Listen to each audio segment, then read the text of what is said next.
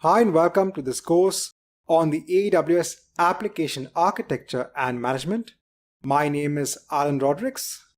Now I'm a software engineering specialist. I have over 10 plus years experience, most of them in working with Emirates Airlines. I'm currently managing my own startup company.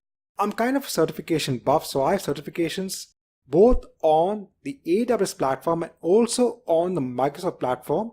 So I'm well versed both on AWS and Azure. Now let's have a quick course overview. So what are we going to learn in this course?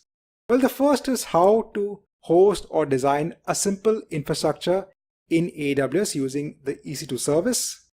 We're going to look at scalability of our architecture using the auto-scaling service.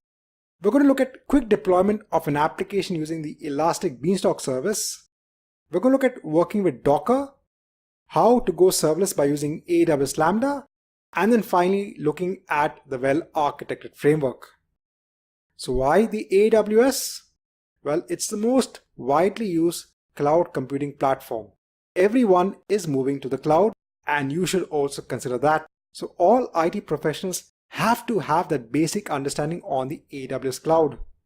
And companies look to move to the cloud to reduce costs. There are so many options available in AWS for efficiently and effectively managing your infrastructure. So what are our course goals? We're going to first understand the basic infrastructure design. We're then going to look at scalability using auto-scaling.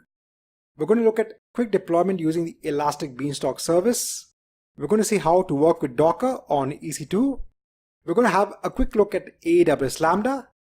And then finally, we're going to wrap it all off by looking at the pros and cons of each service that we've discussed in the earlier videos, along with the well-architected framework. So let's move on to our first section, which is the basic infrastructure.